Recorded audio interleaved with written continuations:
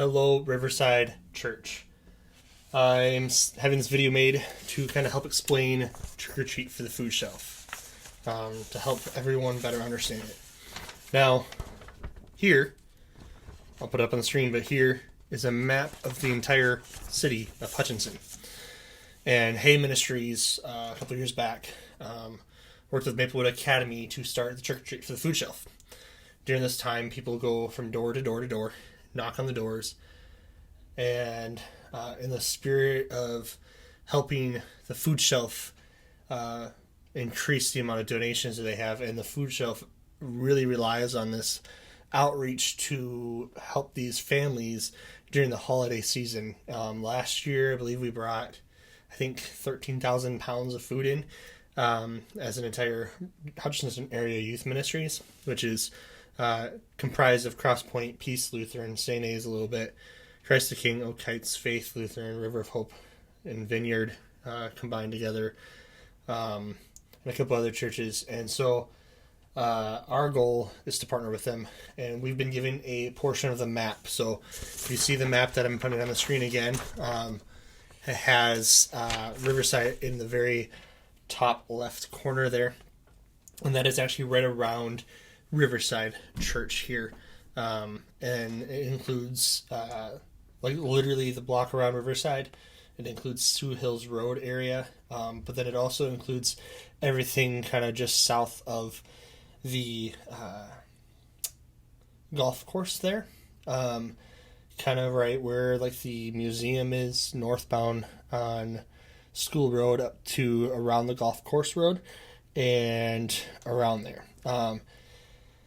And our section is pretty large because there's a lot of space between some of the houses in the Sioux Hills Road area, as well as some of the space that's between some of the roads up just north and around the north side of Campbell Lake. And so our plan right now is to have a group go out at 5 o'clock. Anybody that comes out, we're going to start with the two major areas that have a lot of spacing out, so that way those ones we know will probably take a little bit more time to go from house to house, because some of them are long driveways and so on and so forth. And so those two sections, which I'll show you in a second, are going to be the first sections that we do. And then the last four sections of our area, we're going to do, depending upon how many show up at 5 or at 6. If you show up later at 6:30 because you're not able to get there before that time, we're going to have the phone numbers for the people that are in those areas and which zones they're in. That way we can call them and see where they're at, and see if you want to join where they're at, and you can go find them in that section and get a map to go out there, and you can join in on the trick or treat for the food shelf. When we're going to the houses, we ask that you just knock on the door and say, "Hi, we're with Riverside Church. We're here for the trick or treat for the food shelf, wondering if you have any donations for the food shelf tonight." Feel free to pray with people if they are okay with it, but don't take too much time, because we have to get through this section and get over to St. A's pretty quickly, so that way we can get things weighed, sorted out, and then we can get back to Riverside Church for our potluck fun that night. So our section, I actually had Amy Karnick, thank you Amy, for all your hard work. She actually took our section and split it up into 6 different maps. And so the first section, the blue section here, is one of the ones that will start off at 5 o'clock. That's right around Riverside Church and the Sioux Hills Road area. That one is a lot of space between things.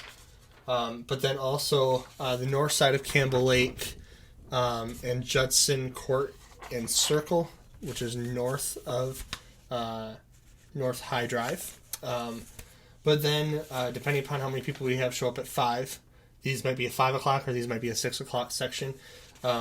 This one is right along the side of Campbell Lake. And this one is just around, to the east and to the south of that section.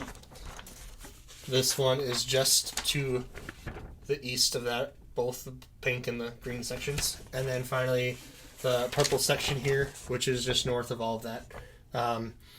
When it comes to apartment complexes, we just stop at the main doors and check to see if there's any groceries. We do not go inside the secure buildings. We are not allowed to go in those places. So if people have groceries there, they usually try to put them up by the main doors of the buildings. So check the main doors of buildings, but do not check inside the buildings. Like if you can gain access, don't go in, because not all the apartment complexes are open and liking that idea of us going into the buildings. However, some of our sections has lots of random townhomes, if I remember right, and so we have to stop at those, just like normal houses as well. When you're done in your section, everybody will get this map when they get their map for which section you're going to. This is for St. A's. So right down here on the bottom is Roberts Road. Right here is Lake Street. And so this building right here, the blue and the gray, that is St. A's. And so you're going to pull into the parking lot, and there's going to be Hutchinson Area Youth Leaders, including myself there. And we will stop you and to see if you're dropping off food, or there are people that sometimes go to pick up their kids there. And so we have those people picking up kids go to the north parking lot and pick up in there. That way we're not congesting the loading and unloading zone. And then when you come in, though, you're going to come in here. Everybody in your vehicle except for the driver will get out and unload, and they'll bring the food into the gymnasium where it'll get weighed and then placed onto a table. And once it gets placed on that table, it has to be divided out. And there's different sections in the gym there that are labeled. So boxed meals like macaroni and cheese and things like that. Fruit. So like canned fruit and things like that. Canned vegetables, canned soups. You know, the tables will be clearly labeled of what goes where. There will be a table for like baby things and whatnot. So when it comes time to sorting, your car has to make sure it unloads, weighs, and sorts your car's worth at least before you can continue in going on your way. Once that is all done, you can actually go and go back to our church here to join the potluck time. So if you are a driver, once the food is unloaded, they ask that you go to the main church parking lot, which is just south of the building, and there's a walkway between there to the gym. That's where they're asking people to park when you're unloaded, if you're going in to help. If you're not going in to help, you can circle around and wait in the north parking lot, but we don't want you guys waiting in the unloading zone because we're trying to get things unloaded from cars as fast as possible. So there's that. So on Wednesday night, when you arrive to Riverside Church, we will see if you're able to go out, and if you are, we will partner with you with a couple other people, and we'll give you a map, and we'll give you some more information for phone numbers, things like that, for you to call. If you complete your section and you are having extra time, feel free to reach out to myself, and we will try to see if there's another group that needs help, so we can get done in a timely manner and get back to Riverside. Again, no entering apartment complex except for the main door area and checking to see if there's food there. It's a pretty simple process. It's a lot that kind of goes on. It can seem a little chaotic at first, but once you kind of do it for the first time or something like that, it kind of gets a little bit more normalized, a little bit easier to do. So don't freak out when you're doing it for the first time.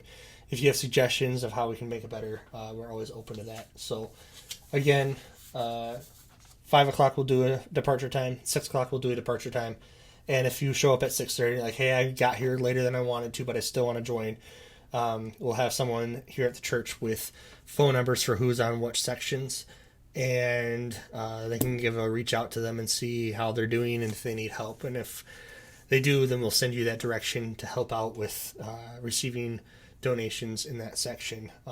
So just be aware of that. That's kind of the plan right now. Once we get back to Riverside, we'll have a potluck and some fellowship time and stuff, and just celebrating what God did that night. And then just paying attention to Facebook if you want to hear the results of how many pounds we brought in as a whole entire Hutchinson city. If you yourself are living out of town and you have donations, feel free to bring them back to Riverside here, and we will get them to the appropriate place.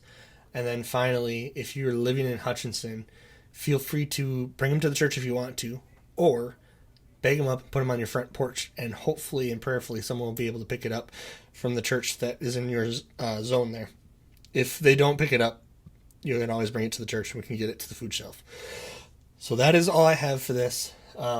Children, when they come for River Kids, they'll be able to join a couple vehicles, but they'll have to sign a release form for them to transport with the drivers. But youth students should have already had that filled out, and so they'll be going out in the church van and a couple other youth leaders' vehicles as quick as we can at 5 o'clock. So if you have any questions, feel free to call me or email me, and I will answer as many questions as I possibly can. So thanks, guys. I appreciate you guys listening to this, and have a great night.